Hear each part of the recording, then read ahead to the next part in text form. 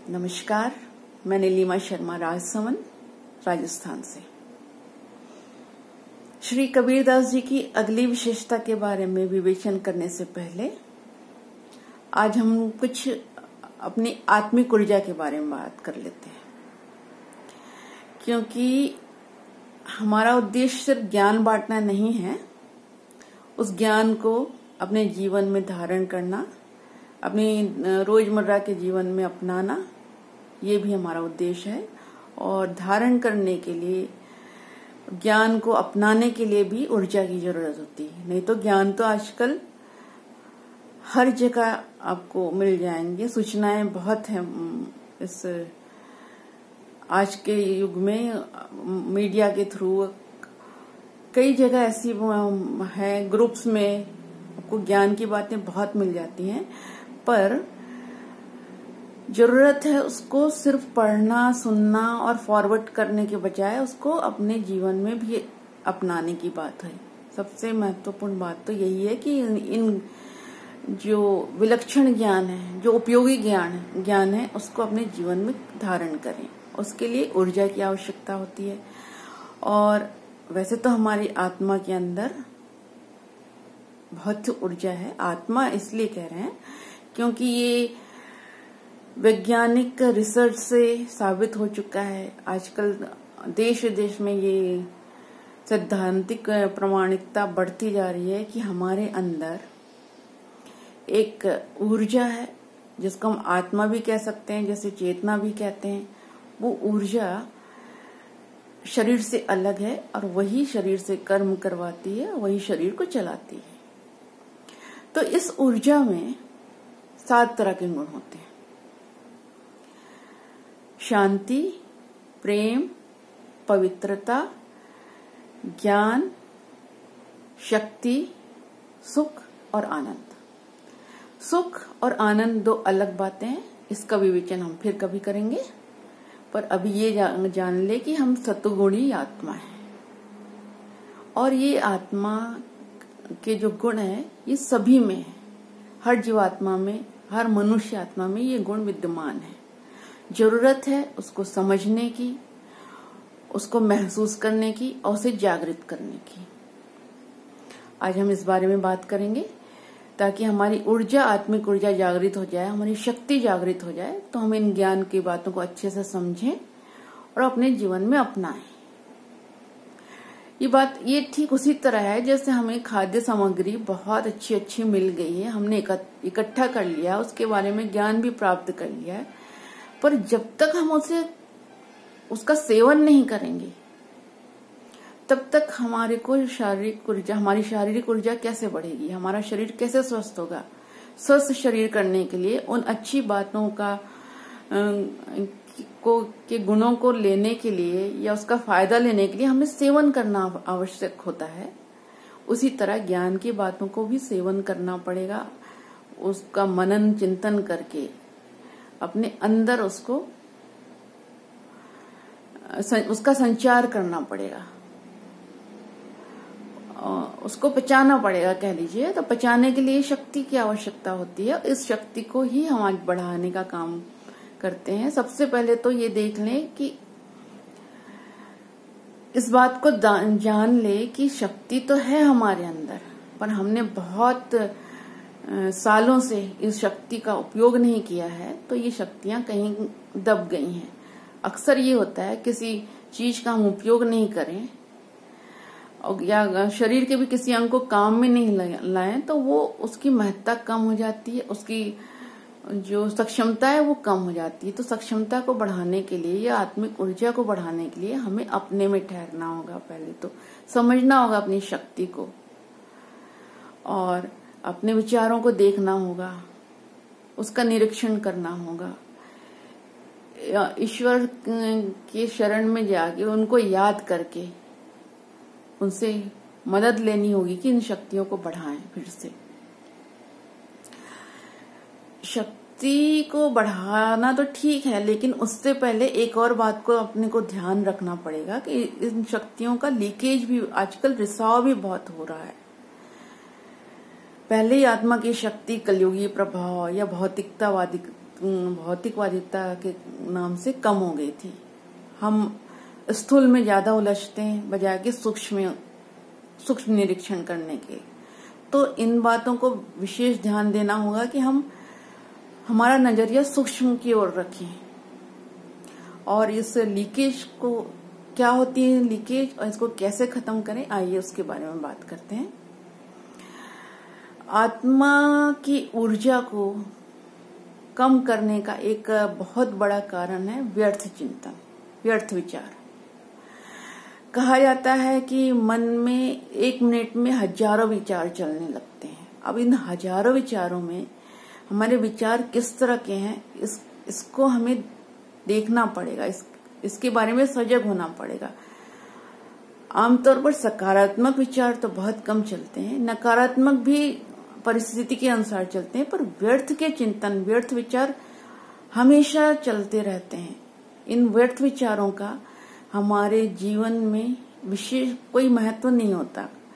बेवजह की बातों को, उलझुल बातों में हमारा मन विचरता रहता है। या तो हम पुरानी बात, पराई बात पे अपना दिमाग, ध्यान को केंद्रित करते रहते हैं, या कुछ दूसरों की बात, वही पुरानी बात, मतलब कि या तो भूत में उलझे रहते हैं, भूत की अच्छाई को याद करेंगे या बुरी बातों को याद करके उसमें अपनी ऊर्जा को जलाते रहते हैं, या फिर भविष्य की सार्थक कल्पना तो छोड़, थोथी कल्पना में ज्यादा, शेख चिल्ली जैसी कल्पनाओं में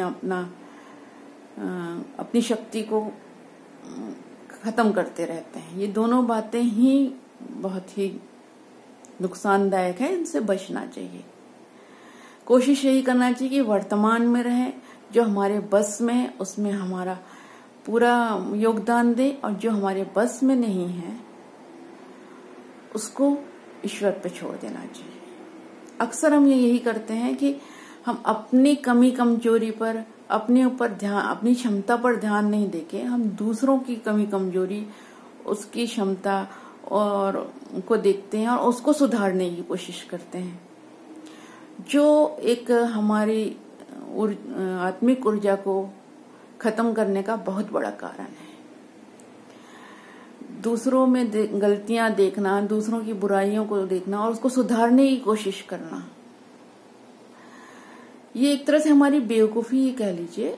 हम सामने वाले को का ध्यान आकर्षित करवा सकते हैं, सामने वाले को समझा सकते हैं, बस। इसके अलावा शुभ भावना रखें, उन्हें आत्मिक एक गुड विशेस देना चाहिए कि बस वो समझ जाएंगे। उस दिन भर पीछे पड़ने से हम अपनी ही संतुष्टता को और अपनी ही शांति को भंग करते हैं, और जो कि हम अक्सर करते ही रहते हैं।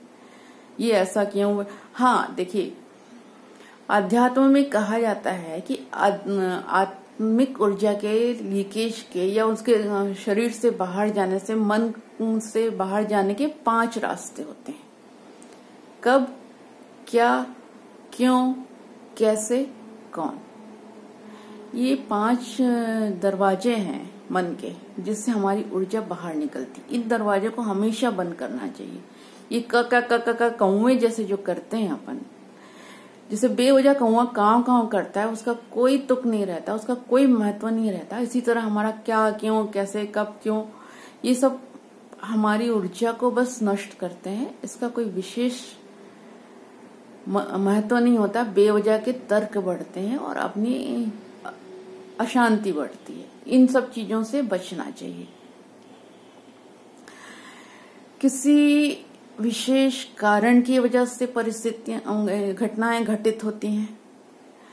कभी हमारे बस में होती हैं, कभी नहीं होती हैं। तो हम उन घटनाओं पर चिंतन करने के बजाय या उन समस्याओं पर चिंतन करने के बजाय उसके समाधान पर ध्यान लगाएं, तो ये ज्यादा बेहतर रहेगा। हमारी जो आंतरिक शक्ति है, आंतरिक स्थिति है, उसको सुदृढ़ बनाने में लगे। ये इससे हमारी ऊर्जा बचेगी और हम समस्याओं से उबरने में भी सहायक होंगे। और एक और बात आध्यात्म में कही जाती है, व्यर्थ चिंतन तो ठीक है, सूक्ष्म विकारों पर ध्यान रखें। सूक्ष्म विकार हम अक्सर तो बड़े 5 जो विकार हैं उससे सजग रहते हैं, उससे बचने की कोशिश भी करते हैं। काम, क्रोध, लोभ, मोह, अहंकार, ये जो 5 विकार हैं इनसे बचने की कोशिश करते हैं। पर जो सूक्ष्म विकार हैं उस पर किसी का ध्यान नहीं जाता। जैसे राग, द्वेष, किसी से बेवजह लगाव, छोटी छोटी बातों में दुखी हो जाना या भावनाओं में बह जाना।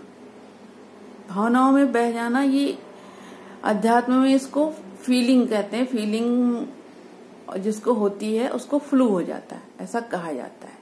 जैसे कि फ्लू में आप असहज महसूस करते हैं, आपके शरीर में दर्द होता है, आपसे कोई काम नहीं किया जाता और अनमने से रहते हैं। उसी तरह यदि आप भावनाओं में बहते रहें, छोटी छोटी भावनाओं में एंटेंगल होते रहें, तो आपकी शांति भंग तो होती है। आप असहज मन से बेवजह दुखी रहते हैं, कुछ काम ठीक से कर नहीं पाते, एकाग्रता नहीं होती, तो इससे आपकी कार्य क्षमता में बहुत हानि होती है।